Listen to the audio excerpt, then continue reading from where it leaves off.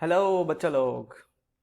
तो आज हम शुरू करने वाले हैं नया चैप्टर जो कि क्लास 11th का चैप्टर 8 है और उसका नाम है chapter cell, the unit of life. तो बच्चे, if I am not wrong, आपने कई बार अपने टीचर से और अपने पेरेंट्स से, अपने एल्डर्स से, या जो भी आपके एकेडमिक मेंटर हैं उनसे आपने एक बात तो ज़रूर सुनी होगी, और वो ये कि अगर किसी भी तरीके के एग्ज़ाम को आपको फेस करना है, चाहे वो आपके बोर्ड्स के एग्जाम हो, चाहे वो कोई भी कॉम्पिटिटिव एग्जाम हो या कोई और भी एग्जाम हो, तो जो एक चीज आपको बहुत जरूरी स्तर पे करना है वो है एनसीईआरटी का लाइन बाय लाइन आपको उसका मतलब पता होना चाहिए। Isn't it? आपने कई बार सुना है कि एनसीईआरटी पढ़ना, एनसीईआरटी पढ़ना। तो हम लोग जो करने वाले हैं वो ये कि कोई भी जो एनसीईआरटी की टॉपिक दी गई है उसको पहले अपने एंड से हम समझने की कोशिश करेंगे, और उसके बाद लाइन बाय लाइन हम एनसीईआरटी को भी टच करेंगे, जिससे कि ये होगा कि आपका जो जो एनसीईआरटी को आप पढ़ रहे हैं उसको आप अच्छे तरीके से समझ पाएं, और ना सिर्फ समझ पाएं बट उसको फील कर पाएं। एक एक लाइन का मतलब आपको आना चाहिए, और जो दो लाइंस के बीच की मतलब दिए गए हैं ना वो भी आपको पता होना चाहिए। क्योंकि अगर आप नीट एग्जाम के लिए बैठ रहे हैं बायोलॉजी के लिए, बायोलॉजी सब्जेक्ट में, तो ये है कि आपको 90% तो जो क्वेश्चंस नीट में आएंगे वो आपके एनसीईआरटी बेस्ड होते हैं, बट वो जो 10% होता है उसके लिए थोड़ा एक्स्ट्रा एफर्ट डालना होता है। तो मैं पूरी कोशिश करूंगा कि वो एक्स्ट्रा चीजें भी आपके साथ शेयर करूं, और जो ऑफकोर्स एनसीईआरटी में दी गई है वो तो हम करेंगे।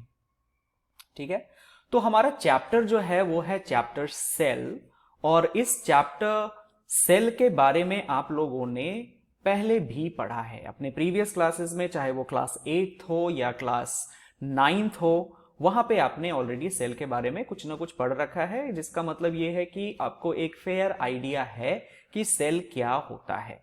यहां पे हम लोग उसी चैप्टर को थोड़ा और डिटेल्स में पढ़ने वाले हैं। तो बहुत ही अच्छा चैप्टर है, बहुत ही इंटरेस्टिंग चैप्टर है, और सेल जो कि अपने आप में बायोलॉजी का पूरा फाउंडेशन है, isn't it? So we are going to learn everything about cell, whatever is given here, and many more things which are not given here.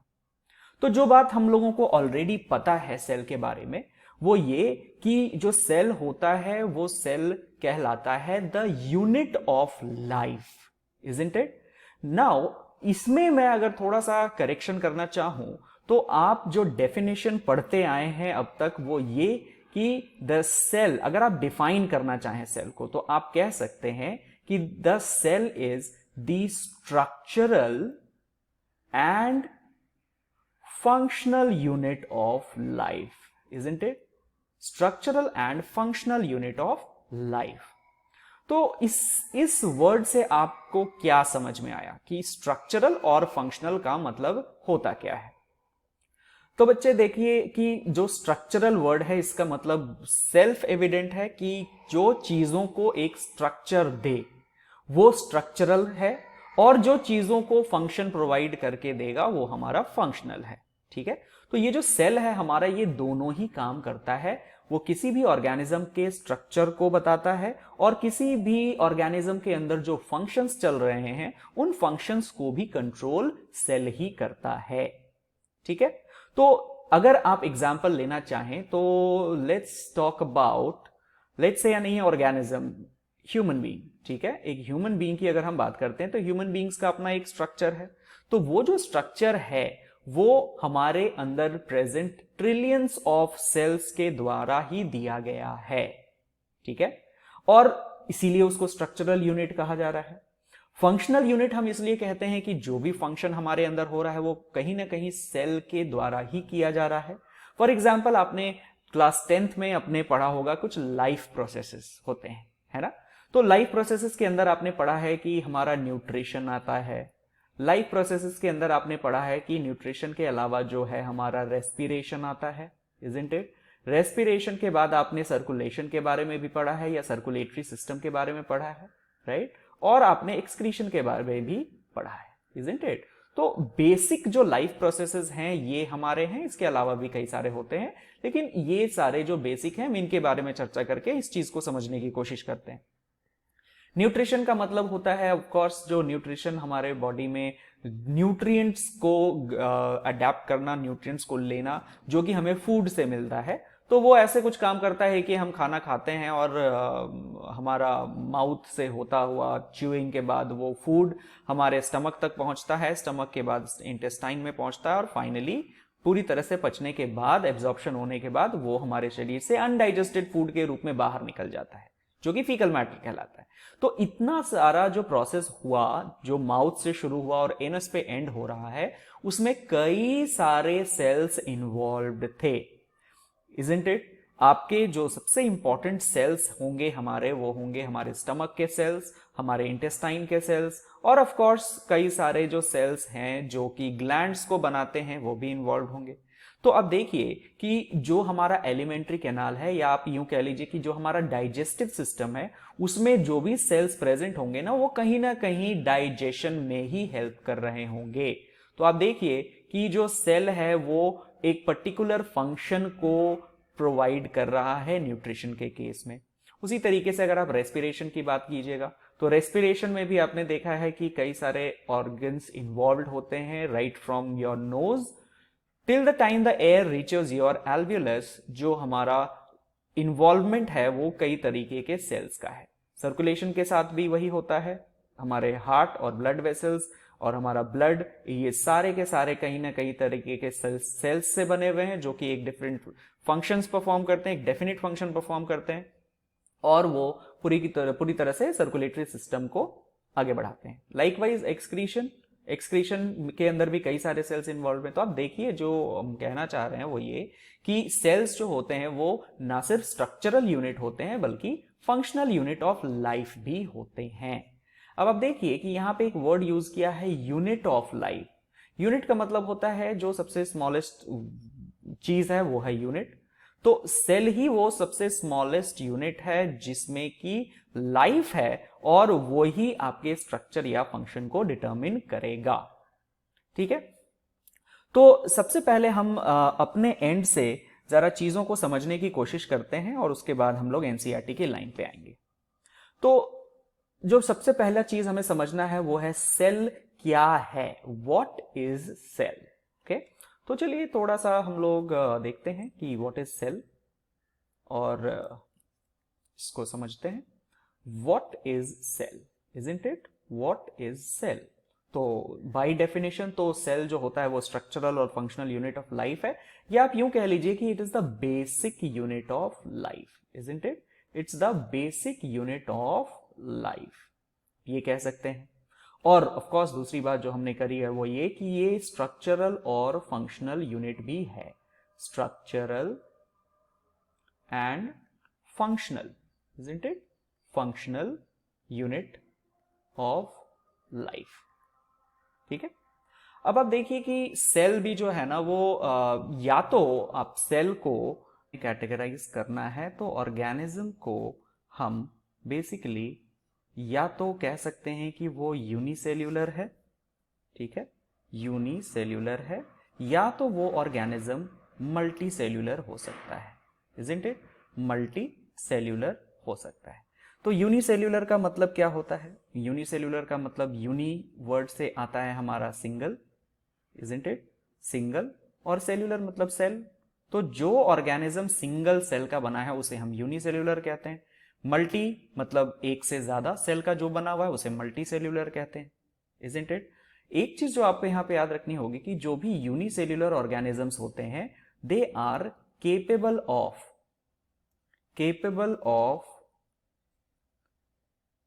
Self existence, isn't it? Self existence होता है उनका।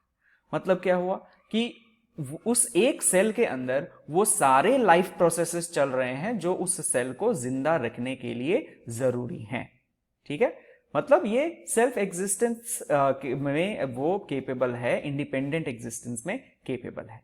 लेकिन आप देखिए कि आपने virus का नाम सुना है, इजंट इट? वायरस का नाम सुना है, तो आपको ये पता होना चाहिए कि ये जो वायरस है ये एक नॉन सेल्यूलर एंटिटी है। ठीक है, ये क्या है? ये एक नॉन सेल्यूलर एंटिटी है। मतलब क्या हुआ कि वायरस जो है जब तक वो आउटसाइड द होस्ट सेल है, किसी भी लिविंग ऑर्गेनिज्म के बाहर जब तक है, तो वो नॉन लिविंग कहलाता है। वो लिविंग तभी हो पाता है जब वो किसी भी सेल के अंदर जा पाए और उसी सेल की मशीनरी को यूज करके वो अपना डिवीजन करता है। ये वायरस का कैरेक्टरिस्टिक है। तो आप देख रहे हैं कि आजकल जो कोविड का टाइम है वहां पे इसी वायरस ने, जो कि खुद ही बहुत छोटा है, जो कि खुद एक लिविंग एंटिटी भी नहीं है, फिर भी उसने इतना ज्यादा हैवॉक क्रिएट करके रखा है, इजंट इट? तो आप याद रखेंगे कि वायरस एक एक्सेप्शन है जो कि सेल के अंदर नहीं इसको हम कैटेगराइज करते हैं, फिर भी ये बिहेव करता है लिविंग की तरह जब वो किसी होस्ट सेल के अंदर एंटर कर जाता है और उनका मैकेनिज्म यूज करके रेप्लिकेट करने लगता है। ठीक है, तो आप देखिए कि ऑर्गेनिज्म जो हमने यूनिसेल्यूलर और मल्टीसेल्यूलर के बारे में कहा है, उसमें आपको ये तो पता चल गया कि ये सिंगल सेल के बने हुए होंगे जो यूनिसेल्यूलर होंगे। कई सारे इसके एग्जाम्पल्स हैं। एग्जाम्पल में हम लोग ले लेते हैं, मान लीजिए कि बैक्टीरिया है। ठीक है, एग्जाम्पल में आप ले सकते हैं अमीबा है। अमीबा के अलावा आप एग्जाम्पल ले सकते हैं पैरामीशियम है, इजंट इट? और कई सारे एग्जाम्पल हैं, कई सारे छोटे छोटे एल्गी भी हैं, कई सारे सिंगल सेल्ड फंगस भी हैं। आपने अगर नाम सुना हो ईस्ट का, तो वो सिंगल सेल्ड फंगस होता है। तो सिंगल सेल का बना हुआ भी ऑर्गेनिज्म होता है। और अगर आप मल्टी सेल्यूलर की बात करें तो मल्टी सेल्यूलर के तो कई सारे एग्जाम्पल हैं। जैसे कि एक एग्जाम्पल हम लोग लेते हैं, मान लीजिए मल्टी सेल्यूलर का अगर एग्जाम्पल आपको लेना है तो आप ह्यूमंस को ही ले लीजिए, इजंट इट? या जो भी एनिमल हम अपने आसपास देखते हैं वो सारे के सारे क्या होते हैं? मल्टी सेल्यूलर होते हैं। यूनिसेल्यूलर को तो आप देख ही नहीं पाइएगा क्योंकि वो तो बहुत छोटे होते हैं। Cell in itself is very very small, so you can not see it, isn't it? So, of course, we cannot see any unicellular organisms. We will only be able to see the multicellular organisms such as the humans or any other animals that we see around us. तो ये तो बात हो गई कि cell क्या होता है। अब थोड़ा सा हम लोग इस बात का भी चर्चा कर लेते हैं कि सेल को सबसे पहले डिस्कवर किसने किया था। तो जैसा कि हम लोग पहले भी पढ़ चुके हैं कि सेल की जो डिस्कवरी है वो किन्होंने दी थी? सेल की डिस्कवरी जो है वो दी थी मिस्टर रॉबर्ट हुक ने। ठीक है, तो कुछ साइंटिस्ट के नेम हैं जो आपको याद करने होंगे, जैसे कि रॉबर्ट हुक एक साइंटिस्ट थे जिनके पास ये श्रेय जाता है कि उन्होंने सेल की डिस्कवरी करी। ठीक है, सो हम लोग लिख देते हैं इसको, डिस्कवर्ड सेल। ठीक है, जो सेल उन्होंने डिस्कवर किया था वो सेल डेड सेल था। ठीक है, और इसके बारे में भी आप जानते हैं कि वो डेड सेल था, मतलब उन्होंने जो सेल देखा था ना वो एक्चुअली में कॉर्क सेल था। ठीक है, कॉर्क सेल आपने पढ़ा होगा अपनी पिछली क्लासेस में भी कि कॉर्क सेल्स जो होते हैं ना वो डेड सेल्स हो जाते हैं और वो सिर्फ प्रोटेक्शन के लिए काम आते हैं किसी भी प्लांट के अंदर। तो चूंकि उन्होंने कॉर्क सेल को देखा तो वो सेल तो डेड था। तो क्या दिखा था उनको? तो उनको दिखा था एक हनी कोम स्ट्रक्चर। ठीक है, हनी कोम स्ट्रक्चर। अब हनी कोम स्ट्रक्चर क्या होता है?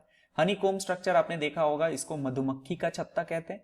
तो मधुमक्खी का छत्ता कुछ इस तरीके से दिखता है आपको, है ना, कुछ इस तरीके से, और सारे के सारे एक दूसरे से ज्वाइंट होते हैं कुछ इसी तरीके से, इस तरीके से ज्वाइंट होते हैं। तो ये ही स्ट्रक्चर उनको भी दिखा था जब उन्होंने पहली बार डेड सेल्स को देखा था माइक्रोस्कोप के अंदर। ठीक है, और एक बात और याद रखिएगा कि रॉबर्ट हुक जो थे उन्होंने सेल्फ डिजाइन माइक्रोस्कोप से इन सारी चीजों को देखा था, और वो माइक्रोस्कोप उतना पावरफुल भी नहीं था कि चीजों को मैग्नीफाई करके वो देख सके। लेकिन हाँ, ये जो स्ट्रक्चर उन्होंने देखा ना तो उन्होंने कहा कि अरे ये तो छोटे छोटे कंपार्टमेंट्स लग रहे हैं। ठीक है, तो कंपार्टमेंट्स को लैटिन में सेल्यूला कहा जाता है। ठीक है, तो जो टर्म उन्होंने दिया था उस टाइम पे वो था सेल्यूले, मतलब डिफरेंट कंपार्टमेंट्स, छोटे छोटे कंपार्टमेंट्स, जो कि आज हम इसी नाम को सेल के नाम से जानते हैं। ठीक है, तो जो चीज आपको याद रखने वाली है वहां यहां पे वो ये कि रॉबर्ट हुक ने डेड सेल को डिस्कवर किया था, ये बात आपको याद होनी चाहिए। ठीक है, कौन से पार्ट ऑफ प्लांट से डिस्कवर किया था उन्होंने? तो कॉर्क था वो। कैसा स्ट्रक्चर दिखा था उन्हें? तो हनीकॉम्ब स्ट्रक्चर दिखा था उन्हें, और उन्होंने हनीकॉम्ब स्ट्रक्चर को देख के ये कहा कि ये वो कंपार्टमेंट में डिवाइडेड है, इसीलिए उन्होंने सेल्यूले नाम दिया, जो आज हमें सेल के रूप में हम उसे जानते हैं। दूसरा जो साइंटिस्ट के बारे में आपको जानना है, ये पहला हो गया रॉबर्ट हुक। दूसरा साइंटिस्ट जिसके बारे में आपको जानना है वो है एंटोन वैन लीeuwenhoek। ठीक है, तो दूसरा नाम भी लिख देते हैं यहां पे, उनका नाम है एंटोन वॉन लीeuwenhoek।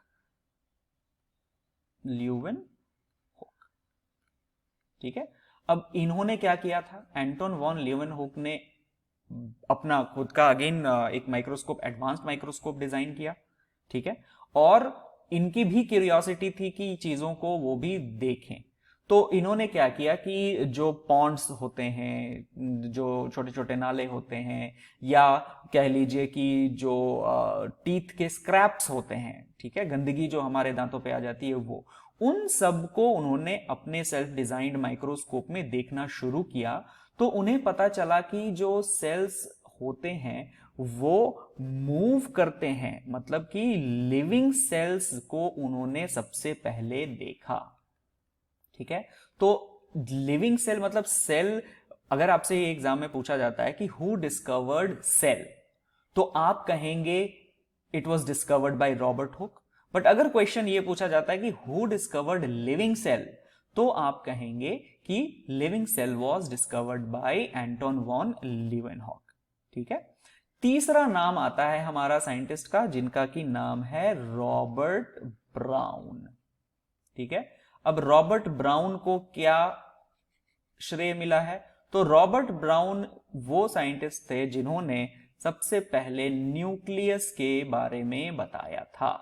ठीक है, तो एक सेल के अंदर न्यूक्लियस होता है, न्यूक्लियस का प्रेजेंस होता है, ये बात रॉबर्ट ब्राउन ने बताई थी, और ये बात भी आपको याद रखनी होगी। ठीक है, तो ये तीन साइंटिस्ट के नाम तो आपको याद करने ही हैं। उसके अलावा कुछ और साइंटिस्ट के नाम आएंगे जिनके बारे में हम लोग आगे चर्चा करेंगे, जो कि जिन्होंने सेल थ्योरी दिया था। ठीक है, तो थोड़ा सा हम लोग बात कर लेते हैं सेल थ्योरी के बारे में कि ये सेल थ्योरी एक्चुअली में है क्या।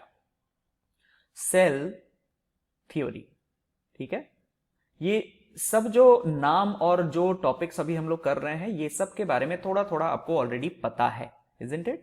तो सेल थ्योरी हम लोग इस बात से जानते हैं कि जो दो मेजर साइंटिस्ट थे जिन्होंने ये हाइपोथेसिस पुट फॉरवर्ड किया था कि जो सेल्स होते हैं ना, वो बहुत ही छोटे यूनिट होते हैं और वो सभी लिविंग ऑर्गेनिजम्स में पाए जाते हैं। मतलब सेल, जो डेफिनेशन हम देते हैं ना कि cell is the structural and functional unit, वो एक्चुअली में इन्होंने नहीं कहा था कि कोई भी अगर लिविंग ऑर्गेनिज्म है तो बिना सेल के वो सर्वाइव नहीं कर सकता है, उसके पास जो सबसे छोटी यूनिट होगी वो तो सेल ही होगी। ठीक है, तो वो जो दो साइंटिस्ट थे जिन्होंने ये बात कही थी, थ्योरी को पुट फॉरवर्ड किया था, उनका नाम था मैथियास स्क्लेडन एंड थियोडोर श्वान। ठीक है, तो इन दो साइंटिस्ट का नाम भी आपको याद रखना है, इन्होंने ही सेल थ्योरी को आगे बढ़ाया था। ये जो हमारे श्लेडन साहब थे, ये एक जर्मन बॉटनिस्ट थे, जिन्होंने 1838 में ये थ्योरी को पुट फॉरवर्ड किया था। और थियोडोर श्वान जो थे वो ब्रिटिश ओरिजिन के थे, ब्रिटेन के थे, ब्रिटिश जूलॉजिस्ट थे ये। ठीक है, और इन्होंने 1839 में, एक साल के बाद, चीजों को बताई। और वो क्या चीजें थी? तो इन्होंने जो हमारे श्लेडन साहब थे, उन्होंने कहा of different types of cell. जो प्लांट्स होते हैं, plants are made of different types of cell. ठीक है, और ये सारे सेल्स जो है ना, वो आपस में मिलके ही टिश्यू बनाते हैं, यहां तक उन्होंने कह दिया।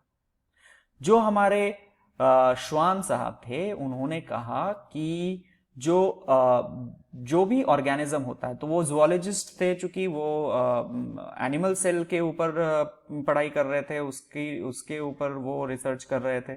तो उन्होंने कहा कि जितने भी सेल होते हैं ना, उन सेल्स के आउटर मोस्ट बाउंड्री जो होती है वो प्लाज्मा मेम्ब्रेन होती है। ठीक है, सो उन्होंने क्या कहा, presence of thin outer membrane, जो कि अब हम प्लाज्मा मेम्ब्रेन के नाम से जानते हैं। ठीक है, उन्होंने ये बात कही। उसके अलावा भी उन्होंने बाद में जब स्टडी किया प्लांट्स को भी, बाद में जब उन्हें पता चला कि जो हमारे बॉटनिस्ट हैं स्लेडन साहब, उन्होंने कहा है कि plant cells are also made up of cell, तो उन्होंने प्लांट सेल के ऊपर भी अपना रिसर्च करना शुरू किया। तो उन्होंने कंक्लूड किया कि जो प्लांट सेल होते हैं ना, उसमें कुछ स्पेसिफिक चीजें हैं जो कि एनिमल सेल से थोड़ा डिफर करती हैं, और वो ये कि सेल वॉल भी प्रेजेंट है। Cell wall is present in plant cell. ठीक है, जो प्लांट सेल है, ये सेल वॉल एक यूनिक फीचर है प्लांट सेल का, जो कि एनिमल सेल में नहीं पाया जा सकता है ना। और उन्होंने क्या कहा, सेम बात उन्होंने भी कही कि all organisms are made of cells and its product. All organisms are made of cells and its product। तो इतनी बातें जब इन्होंने कह दी, तो भाई सेल थ्योरी का आना बहुत जरूरी था। तो अब देखिए कि जो सेल थियरी पुट फॉरवर्ड किया गया था, उनमें इन दोनों की बातें मिला जुला के रखी गई थी। जो चीज ये दोनों नहीं बता पाए थे वो ये था कि जो नया सेल आता है, वो नया सेल आता कैसे है इस दुनिया में। ठीक है, तो उसके लिए एक और साइंटिस्ट थे जिनका नाम था रूडोल्फ विर्चो, जिन्होंने 1855 में, तो आप देखिए कि कितने सालों का अंतर हो गया, इन्होंने 1838 में पुट फॉरवर्ड किया था, शॉन ने 1839 में पुट फॉरवर्ड किया था, और रूडोल्फ विर्चो ने 1855 में ये बात बताई कि जो भी नए सेल्स होते हैं ना, वो अपने प्रीवियस सेल से आते हैं। तो उन्होंने क्या कहा बेसिकली कि जो न्यू सेल्स होते हैं, new sales arise from pre existing cells. और जो टर्म उन्होंने यूज किया था वो था ओमनिस सेल्यूला ई सेल्यूला। इसका लिटरल ट्रांसलेशन जो है इंग्लिश में वो यही है कि new sales arise from pre existing sales. का मतलब क्या हुआ कि उन्होंने ये कहा कि मान लीजिए हमारे पास कोई एक सेल है, ठीक है, अब इस सेल को अगर डिवाइड करना है, आई मीन दो सेल्स तो इसी सेल से बनेंगे ना, तो जो नए सेल्स आएंगे ना, ये हमारे मान लीजिए कि नए सेल्स हैं अगर, तो ये नए सेल अपने प्री एग्जिस्टिंग सेल से आए हैं, और इन दो सेल्स को हम क्या कहते हैं, इन दो सेल्स को हम लोग डॉटर सेल्स कहते हैं। ठीक है, डॉटर सेल्स। तो ये जो डॉटर सेल्स है ना, डॉटर सेल्स जो है वो प्री एग्जिस्टिंग सेल, यानी कि जो इनका पेरेंट सेल था, ये पेरेंट सेल है ना, पेरेंट सेल। तो पेरेंट सेल से ही आए, जो भी नया ऑर्गेनिज्म बनेगा वो पिछले सेल से बनेगा, ये बात उन्होंने कही, और ये बात बिल्कुल सच थी। तो अब जाके जो हमारा सेल थ्योरी था ना, वो पूरी तरीके से कंप्लीट हो गया, और जो आज हम जानते हैं सेल थ्योरी के पॉइंट्स, वो भी आप देख लीजिए। तो ये कहा गया कि जो सेल थ्योरी है वो ये कहता है कि ऑल लिविंग ऑर्गेनिजम्स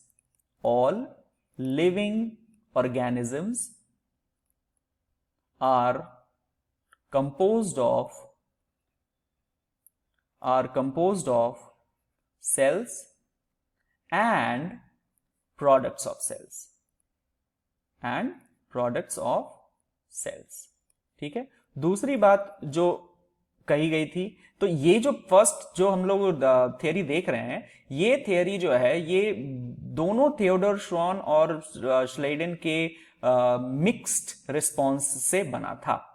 दूसरा जो बात कही गई थी रुडोल्फ विर्चो के द्वारा, वो ये थी कि all cells arise from pre existing cells, isn't it?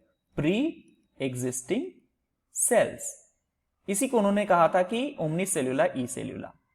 तो निचोड़ जो निकल के आया उन सारे रिसर्च का, वो ये कहता था कि जो भी ऑर्गेनिजम्स हैं, उस ऑर्गेनिजम्स में जो भी एक्टिविटीज हो रही है ना, वो एक्टिविटी जो है वो जो सेल टुगेदर फंक्शन कर रहे हैं, मतलब जो सारे सेल मिल के काम कर रहे हैं ना, उनका ही आउटकम है। तो ये बात भी सेल थियरी में दी गई कि एक्टिविटीज ऑफ एनी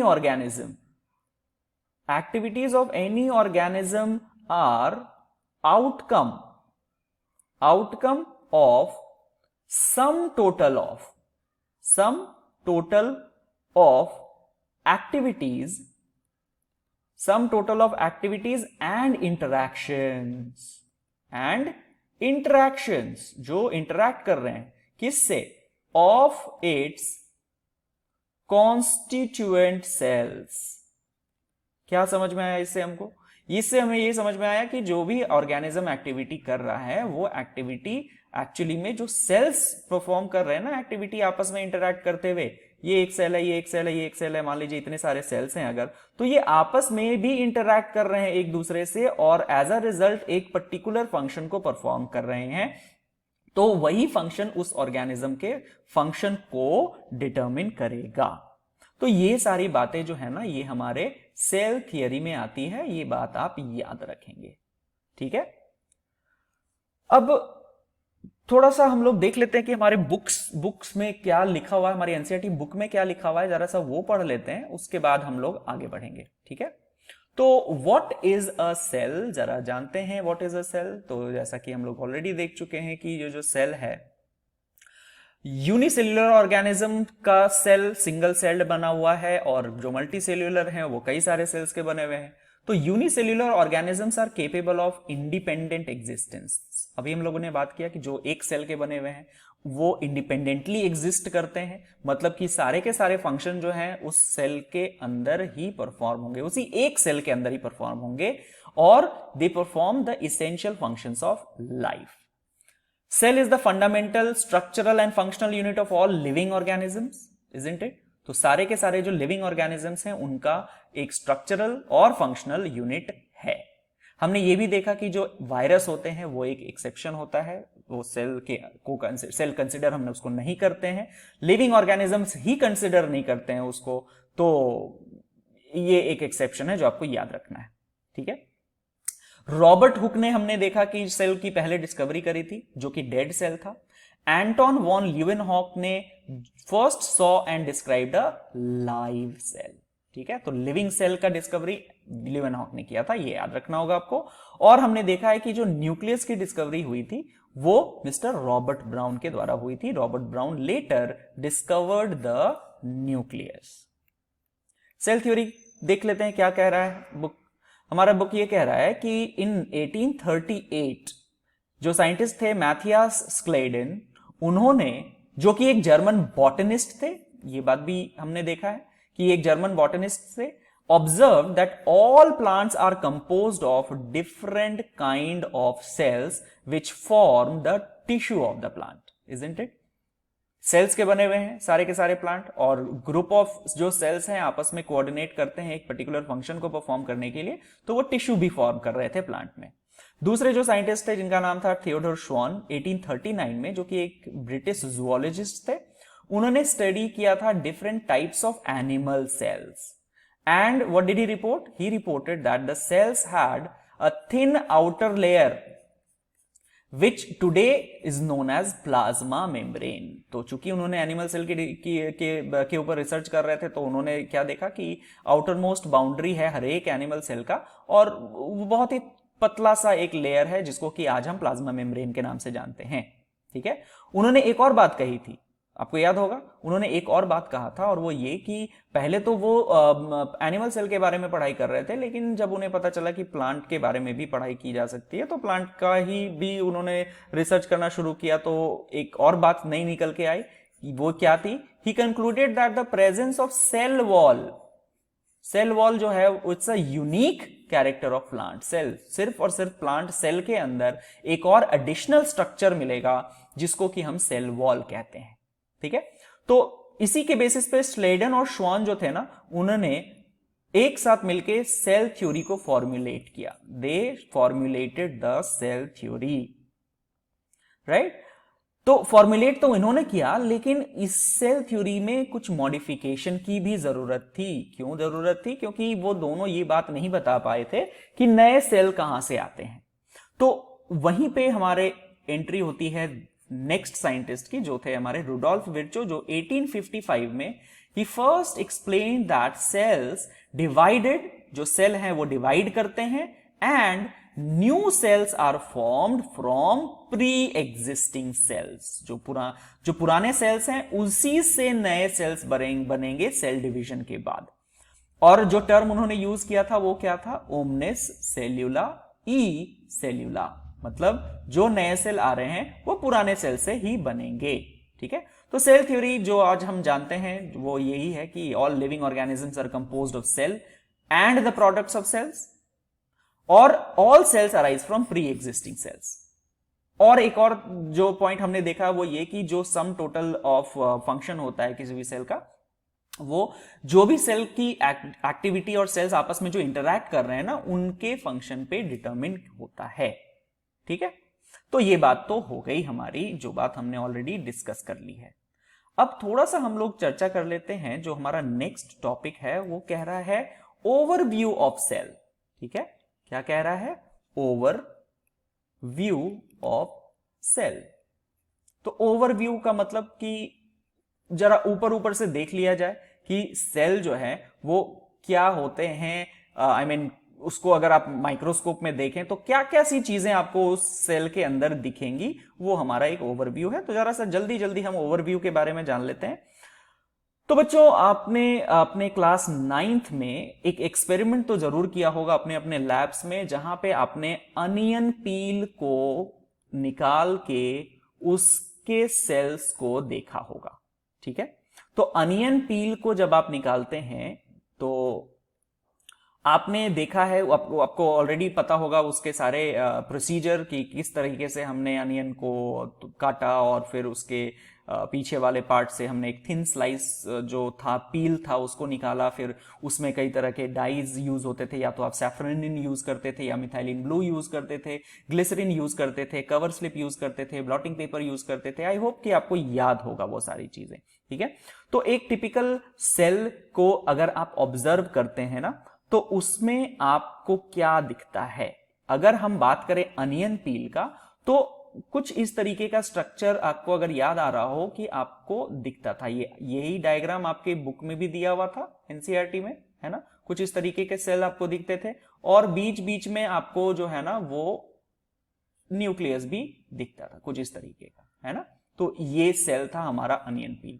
दूसरा जो उसी एक्सपेरिमेंट में आपने एनिमल सेल का अगर बनाया हो स्लाइड, तो वो था हमारा ह्यूमन चीक सेल, है ना। चीक सेल को भी हमने देखा था। तो उसमें अगर आपको याद होगा तो वो सेल्स जो थे उनमें कोई सेल वॉल तो था नहीं, तो वो सेल मेम्ब्रेन के थे कुछ इस तरीके से बने हुए, और बाहर जो आउटरमोस्ट लेयर था उनका वो था हमारा प्लाज्मा मेम्ब्रेन। ठीक है, प्लाज्मा कह लीजिए या सेल कह लीजिए, प्लाज्मा मेम्ब्रेन या सेल मेम्ब्रेन। और जो अनियन पील था उसका आउटरमोस्ट जो वॉल था वो था हमारा सेल वॉल। ठीक है, वही कंपार्टमेंट बना रहा था सेल वॉल। तो ये तो ऑलरेडी हम लोग प्रीवियस क्लास में जब लैब में गए थे तो करके देख चुके हैं कि इस तरीके का दिखता है, बाहर से इस तरीके का दिखेगा, है ना। अब आप देखिए कि जो इंपॉर्टेंट बात यहां पे है वो ये कि जब आप किसी भी सेल को जब आप ऑब्जर्व करते हैं ना, तो आपको दो तरीके के सेल्स इस पूरी दुनिया में नजर आते हैं। ठीक है, और जो दो तरीके के सेल्स हमें नजर आते हैं उनमें से एक जो है वो कहलाता है हमारा प्रोकैरियोटिक सेल्स। ठीक है, वो कहलाता है प्रोकैरियोटिक सेल, और दूसरा जो है वो कहलाता है हमारा यूकैरियोटिक सेल्स। ठीक है, अब डिफरेंस क्या है दोनों में, प्रोकैरियोटिक सेल्स और यूकैरियोटिक सेल्स पे क्या डिफरेंस है, तो ये भी आपको पता है ऑलरेडी, तो जरा जल्दी से कर लिया जाए इसको। प्रो वर्ड जो है उसका मतलब होता है प्रिमिटिव। ठीक है, प्रिमिटिव, या कह लीजिए पुराना, या कह लीजिए बिफोर, उसको हम प्रो यूज करते हैं। दूसरा वर्ड है हमारा कैरियोटिक, जो कि आया है कैरियन से, कैरियन शब्द से आया है, और इस कैरियन का मतलब होता है न्यूक्लियस। ठीक है, तो मतलब क्या हुआ, प्रोकैरियोटिक सेल्स हम कह सकते हैं कि ऐसे सेल्स हैं जिसमें प्रिमिटिव न्यूक्लियस मिलते हैं, या यूं कह लीजिए कि न्यूक्लियस जो होते हैं वो वेल डिफाइंड नहीं होते हैं, nucleus is not well defined. ठीक है, तो ये बात तो हमारे प्रोकैरियोटिक सेल के बारे में हो गई। तो यूकैरियोटिक का मतलब क्या होता है, यू का मतलब होता है ट्रू, और कैरियन का ऑफकोर्स तो मतलब होता है न्यूक्लियस। तो मतलब क्या हुआ कि वैसे सेल जिसमें ट्रू न्यूक्लियस पाए जाते हैं, ट्रू न्यूक्लियस का मतलब जिसके बाहर न्यूक्लियर मेम्ब्रेन का प्रेजेंस होगा, न्यूक्लियर मेम्ब्रेन का प्रेजेंस होगा, वो सारे के सारे यूकैरियोटिक सेल्स के अंदर आएंगे। ठीक है, तो प्रोकैरियोटिक सेल्स में क्या आते हैं, अगर आप इसका एग्जांपल लिखना चाहेंगे तो ऑब्वियसली आपको पता है कि जो प्रोकैरियोटिक सेल्स होते हैं वो इंक्लूड करते हैं हमारे बैक्टीरिया को, हमारे बीजीए जो कि ब्लू ग्रीन एल्गी है, जो कि एक तरह का बैक्टीरिया ही है लेकिन फोटोसिंथेटिक हो जाता है तो वो भी एक बैक्टीरिया है चूंकि, इसलिए वो भी प्रोकैरियोटिक में आएगा। हमारे पास एक और नाम है अगर आपको याद आ रहा हो, जिसको हम लोग माइकोप्लाज्मा कहते हैं। ठीक है, तो ये माइकोप्लाज्मा भी जो है ना, ये एक बहुत ही स्पेशल तरीके का प्रोकैरियोटिक सेल है जिसमें कि कोई सेल वॉल ही नहीं होता है। और क्या जानते हैं माइकोप्लाज्मा के बारे में, वो ये कि ये सबसे छोटा लिविंग ऑर्गेनिज्म है। ठीक है, अगर कोई आपसे पूछे कि which is the smallest cell, तो आप आंसर करेंगे इट्स माइकोप्लाज्मा। आप चाहें तो उसको PPLO भी कह सकते हैं, जिसका मतलब होता है प्ल्यूरो न्यूमोनिया लाइक ऑर्गेनिज्म। ठीक है, तो एक ही चीज है दोनों, है ना, प्लूरोनिमोनिया लाइक ऑर्गेनिज्म। तो ये सारे के सारे तो आपके प्रोकैरियोट्स में आ जाते हैं। यूकैरियोट की अगर आप बात करें तो जितने भी आपको ऑर्गेनिज्म अपने आसपास दिख रहे हैं वो सारे के सारे यूकैरियोट्स हैं। ठीक है, तो उस यूकैरियोट्स में आप प्लांट सेल को ले लीजिए, ठीक है, प्लांट सेल को ले लीजिए, एनिमल सेल को ले लीजिए, ये सारा का सारा जो है वो आपका यूकैरियोटिक सेल्स है। ठीक है, आप फंगस को भी ले सकते हैं इसमें। ठीक है, आप कई तरीके के प्रोटिस्ट्स को ले सकते हैं इसमें, ये सारे के सारे जो है ना आपके यूकैरियोटिक के अंदर फॉल करेंगे। ठीक है, तो ये तो बात हो गई कि भाई प्रोकैरियोटिक और यूकैरियोटिक के बीच का डिफरेंस क्या है। ठीक है, डिफरेंस क्या है ये बात आपने देख लिया। तो अगर मैं आपसे पूछूं कि क्या प्रोकैरियोटिक और यूकैरियोटिक में कोई सिमिलैरिटी भी है क्या, तो देखते हैं कि क्या कॉमन फीचर्स हैं दोनों के अंदर। Common features between prokaryote and eukaryote. ठीक है, तो आपको क्या लगता है कोई कॉमन फीचर होगा? इतना तो डिफरेंस है, बैक्टीरिया के सेल और हमारे सेल में क्या ही कॉमन होगा? तो देखिए कुछ तो कॉमन होगा जरूर, जैसे कि अगर आप कहें तो दोनों ही सेल में प्लाज्मा मेम्ब्रेन तो प्रेजेंट है ही, है कि नहीं? प्लाज्मा मेम्ब्रेन तो एक ऐसा चीज है जो कि किसी भी सेल को सेल कहने में मदद करता है हमारी। Without the presence of plasma membrane we can not imagine any cell. So plasma membrane is a very basic requirement for anything to be called as a cell. So of course the plasma membrane of both prokaryotes and eukaryotes will be almost identical. So that is one common feature, isn't it? The second common feature would be the presence of cytoplasm. Very important. Children, you have to remember that there's a line given in your NCERT that cytoplasm is the main arena for all cellular activities, ठीक है, cellular activities, इसका मतलब क्या हुआ, इसका मतलब arena का मतलब क्या होता है। तो आप देखते हैं कि आपने एक मूवी देखी होगी ग्लैडिएटर, अगर आपको याद आ रहा हो, जिसमें कि एक बड़ा सा स्टेडियम जैसा कुछ बना हुआ है जहां पे कई सारे लोग बैठे हुए हैं और बीच मैदान में जो है ना वो लड़ाई हो रही है, दो दो जो सोल्जर्स हैं मान लीजिए, या सोल्जर्स कह लीजिए, या जो भी लड़ाके हैं, वो दो लड़ते हैं आपस में और लोग तालियां बजाते थे। तो जो एरिया होता था ना जहां पे एक्चुअली में वो फाइटिंग चल रही होती थी, उसको हम एरिना बोलते थे। तो एरिना सेल के पर्सपेक्टिव में अगर आप देखिएगा तो एरिना का मतलब वो होता है कि जहां पे सारे के सारे काम हो रहे हैं। तो जो हमारा साइटोप्लाज्म होता है सेल का, वही मेन एरिना होता है सारे के सारे सेल्यूलर एक्टिविटीज को करने के लिए। अब अगर आप पूछना चाहें कि ये सर सेल्यूलर एक्टिविटीज क्या होती है, तो सेल्यूलर एक्टिविटीज जो है ना वो डिफरेंट टाइप के रिएक्शंस को ही कहते हैं। आपके सेल में बहुत ही अलग अलग तरीके के रिएक्शंस चल रहे हैं, डिफरेंट टाइप्स ऑफ रिएक्शन चल रहे हैं, यही सेल्यूलर एक्टिविटी है ना। और as a result of the different type of reaction that is occurring in your body, things are being produced, things are being destroyed. So you see, when we say that the things are being produced, we categorize them as, you know, all these reaction collectively are known as metabolism। तो चलो इसको metabolism पहले लिख देते हैं कि ये जो रिएक्शन हम बता रहे हैं वो मेटाबॉलिज्म कहलाता है, ठीक है, मेटाबॉलिज्म। और अगर उस मेटाबॉलिज्म में चीजें टूट रही है, मतलब कि कोई अगर बड़ी सी चीज है, मान लीजिए कोई बड़ा सा कोई भी सब्सटेंस है, और वो सब्सटेंस टूट के अगर छोटे छोटे टुकड़ों में बंट जाता है, ठीक है, तो वो तो टूटने का काम हुआ, बड़े से छोटे होने का काम हुआ। तो उस तरीके के केमिकल रिएक्शन या मेटाबॉलिज्म को हम कैटाबॉलिज्म कहते हैं। क्या बोलते हैं? कैटाबॉलिज्म। और इसके जस्ट ऑपोजिट, अगर छोटी छोटी चीजों से मिलके कोई बड़ी चीज बन रही है, तो वो तो कंस्ट्रक्टिव प्रोसेस हुआ, तो उसको हम कहते हैं एनाबॉलिज्म, ठीक है। तो ये पूरा का पूरा जो कैटाबॉलिज्म है या फिर जो एनाबॉलिज्म है, कलेक्टिवली जिसको हम मेटाबॉलिज्म कहते हैं, वो रिजल्ट है डिफरेंट टाइप ऑफ रिएक्शन का, ठीक है। और वो सारे के सारे जो डिफरेंट टाइप ऑफ रिएक्शन है ना, वो कहां हो रहे हैं? तो वो हमारे मेन एरिना में हो रहे हैं सेल के, जिसको कि हम साइटोप्लाज्म कहते हैं, ठीक है। So cytoplasm is the main arena for all the cellular activities, that is also a common feature between prokaryote and a eukaryote. What's the third one? You know, the third one is the presence of ribosome. Children, this ribosome also is a very very important cell organelle which is found in both prokaryotes as well as eukaryotes.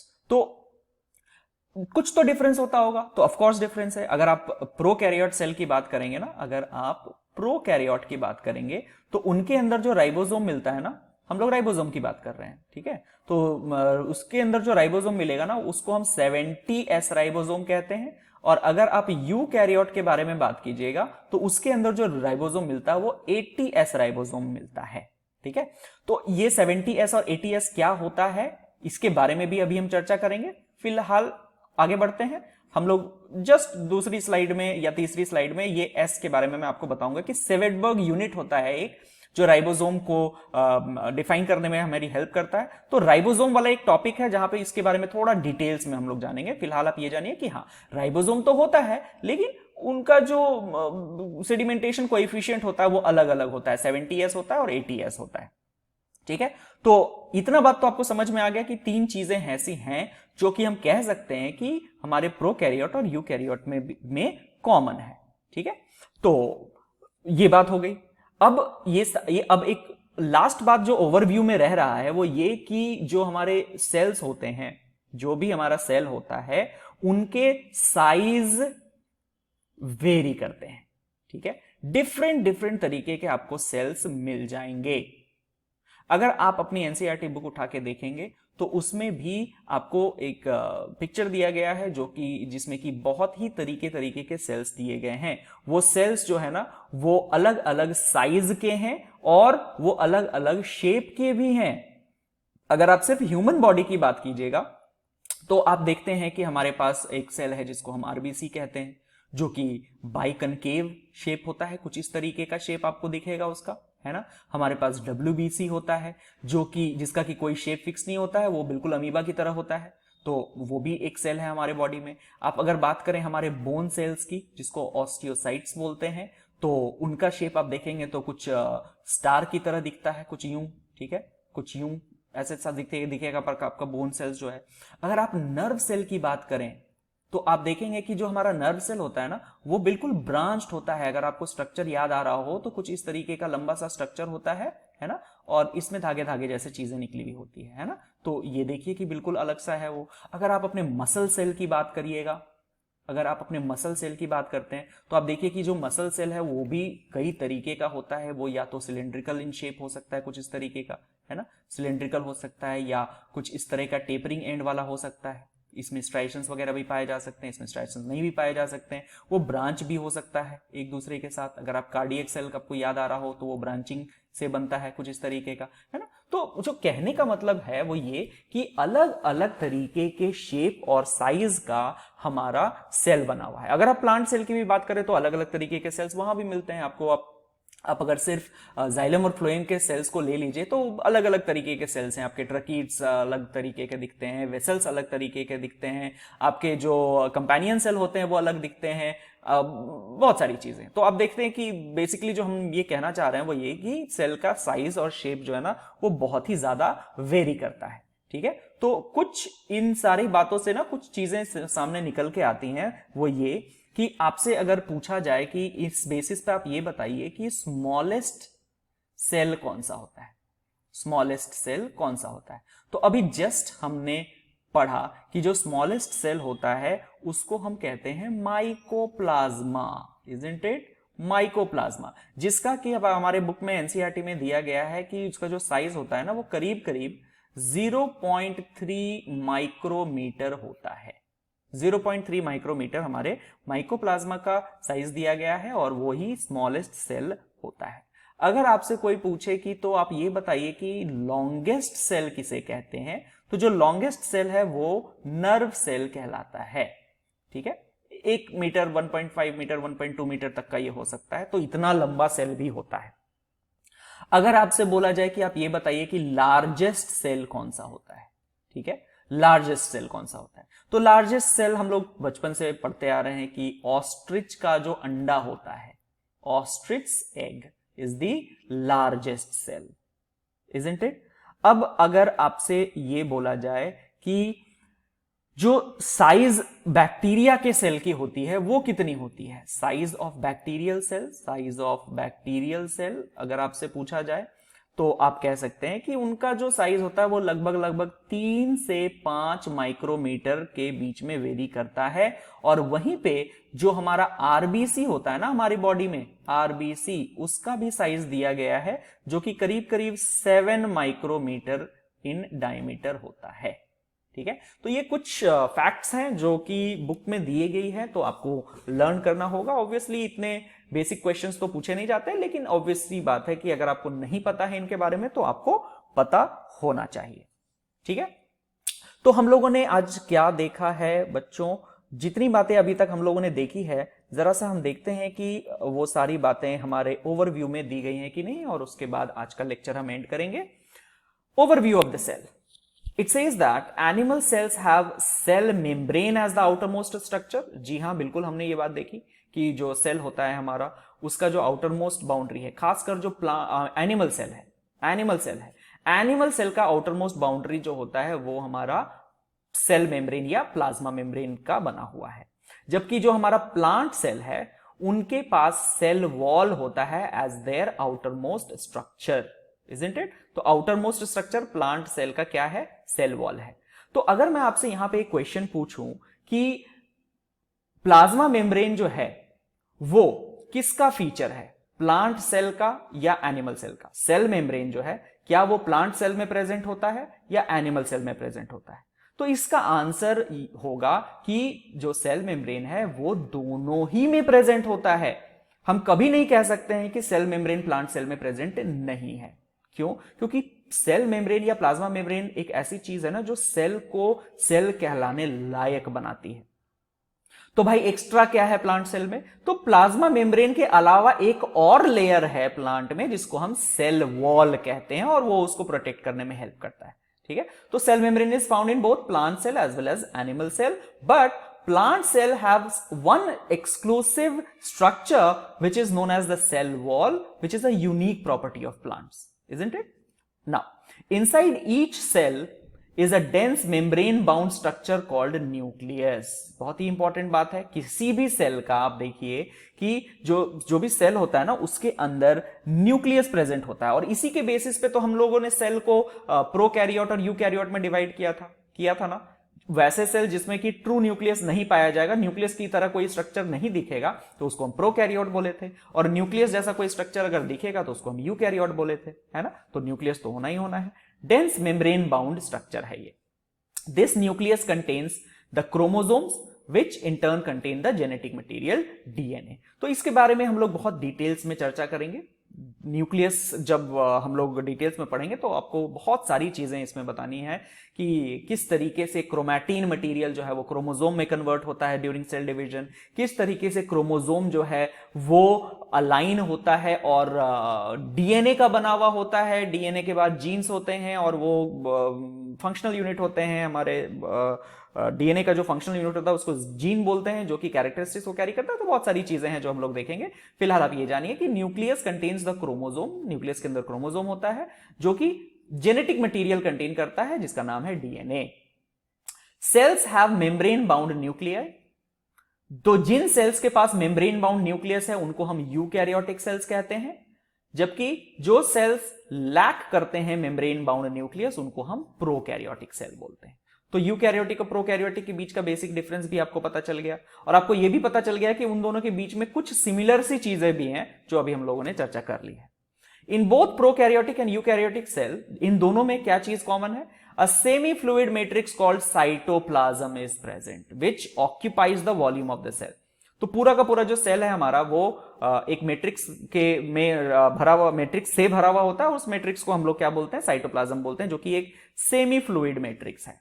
ठीक है, the cytoplasm, देखिए ये बात मैंने कही थी आपको कि जो साइटोप्लाज्म होता है it is the main arena, है ना, arena, main arena of cellular activities. जितने भी तरह के सेल्यूलर एक्टिविटीज हमारे बॉडी में, हमारे सेल्स में हो रहे हैं, जितने भी तरह के रिएक्शंस हो रहे हैं both in plants and animal cell, वो सारे के सारे साइटोप्लाज्म में होंगे, है ना। और वो रिएक्शन के बारे में मैंने आपको बताया कि कलेक्टिवली उनको मेटाबॉलिज्म कहा जाता है। अगर चीजें बड़े से टूट के छोटी छोटी बन रही हैं तो वो कैटाबॉलिज्म है, और अगर छोटे छोटे चीज मिलके बड़ी चीज बना रहे हैं तो वो एनाबॉलिज्म है ना। Various chemical reactions occur in it to keep the cell in a living state. ये बहुत जरूरी है कि कोई भी सेल के अंदर जो है ना वो ये केमिकल रिएक्शन यानी कि मेटाबॉलिज्म बिल्कुल चलता रहे। बिना मेटाबॉलिज्म के हम किसी भी सेल को लिविंग इमेजिन नहीं कर सकते हैं। तो किसी भी चीज को लिविंग कहलाने के लिए बहुत जरूरी है कि मेटाबॉलिज्म उसके अंदर होता रहना चाहिए, मतलब केमिकल रिएक्शन उसके सेल के अंदर होते रहने चाहिए to keep the cell in a living state. ठीक है, अब और देखिए, eukaryotic cells have other membrane bound distinct structure. तो कई सारे स्ट्रक्चर जो इस चैप्टर में हम लोगों को पढ़ना है, डिफरेंट ऑर्गेनेल्स जो कहलाते हैं, वो सब के बारे में हम लोग चर्चा करेंगे। यहां पे हम ओवरव्यू देख लेते हैं कि कौन कौन से ऑर्गेनेल्स हैं जो कि प्रेजेंट होते हैं। जैसे कि आप देखिए, eukaryotic cells have other membrane bound distinct structure called organelles, जैसे कि एंडोप्लाज्मिक रेटिकुलम हो गया, शॉर्ट में जिसको हम ईआर कहते हैं, गोल्जी कॉम्प्लेक्स हो गया, लाइसोसोम हो गया, माइटोकॉन्ड्रिया हो गया, माइक्रोबॉडीज हो गया, वैक्यूल्स हो गया। इन सब के बारे में डिटेल्स हम लोग पढ़ेंगे आगे। प्रोकैरियोटिक सेल्स जो होते हैं they lack such membrane bound organelles. जो प्रोकैरियोटिक सेल होते हैं उनमें कोई मेम्ब्रेन बाउंड ऑर्गेनेल्स होते ही नहीं है। तो मेम्ब्रेन बाउंड ऑर्गेनेल्स प्रेजेंट नहीं है मतलब कोई ऑर्गेनेल्स ही प्रेजेंट नहीं है उसमें, क्योंकि ये सारे ऑर्गेनेल्स जो हम यहां पे देख रहे हैं ना, ये सभी के सभी मेम्ब्रेन बाउंड हैं। तो जब अगर हम कहें कि मेम्ब्रेन बाउंड ऑर्गेनेल्स नहीं है, का सिंपल मतलब है कोई ऑर्गेनेल्स है ही नहीं। लेकिन अभी हमने कहा ना आपको कि एक ऑर्गेनेल है राइबोसोम, जो कि प्रोकैरियोटिक में मिलता है। तो मतलब क्या हुआ, यहां पे हम कह रहे हैं कि cells lack membrane bound organelles, और वहां पे कह रहे हैं कि प्रोकैरियोट्स हैव राइबोसोम। तो इससे एक ही चीज निकल के बाहर आता है, और वो ये कि राइबोसोम्स जो पाया जा रहा होगा वो ribosome is a non membrane bound cell organelle. क्या है ये? Non membrane bound cell organelle, isn't it? तो देखिए वो बात यहां पर लिखी भी गई है। कह रहा है क्या कि ribosomes are non membrane bound organelles found in all cells, both eukaryotic as well as prokaryotic cells. तो राइबोसोम एक इतना इंपॉर्टेंट ऑर्गेनल है कि उसको तो हर जगह पाया जाना ही है, क्योंकि यही वो चीज है जो प्रोटीन को बनाता है ना। और बिना प्रोटीन के हम किसी भी लिविंग चीज का इमेजिन कर ही नहीं सकते हैं, ठीक है। तो इसीलिए राइबोसोम की जरूरत पड़ती है, और इसके बारे में भी हम लोग डिटेल्स देखेंगे आगे कि किस तरीके से फंक्शन करता है। Within the cell, ribosomes are found not only in the cytoplasm but also within two organelles, chloroplast and mitochondria on rough ER. Animal cells contain another non-membrane bound organelle known as centrosome, which help in cell division, और cells differ greatly in shape, size and activities. ठीक है, तो ये सारी जो चीजें हैं इसके बारे में हम अपने नेक्स्ट वीडियो में डिटेल्स में चर्चा करेंगे। फिलहाल के लिए ये वीडियो यहीं पे बंद करते हैं। तो बच्चों, अगर आपको क्लास पसंद आ रहा है तो आप लाइक जरूर कीजिएगा, इस वीडियो को शेयर कीजिएगा जितने लोगों के साथ हो सके, ताकि जो भी बच्चे सही स्कूल के अभाव में सीख नहीं पा रहे हैं चीज़ों को, वो भी अच्छे तरीके से वीडियोस को देख के अच्छे से सीख सकें और अपने कंपटीशन को क्रैक कर सकें। और ऑब्वियस ही बात है कि आप अगर सब्सक्राइब करेंगे चैनल को तो आपको नए जो वीडियो हम अपलोड कर रहे हैं उसकी नोटिफिकेशंस भी मिलती रहेगी। याद रखिए कि आपका जो लाइक है वो हमारे लिए मोटिवेशन का काम करता है, और नए नए वीडियोस, अच्छी अच्छी बातें आपको बताने का एक प्लेटफॉर्म प्रोवाइड करता है। So thank you everyone, and see you in the next video, and take care of yourself, enjoy and revise, and let's meet in the next class. Thank you.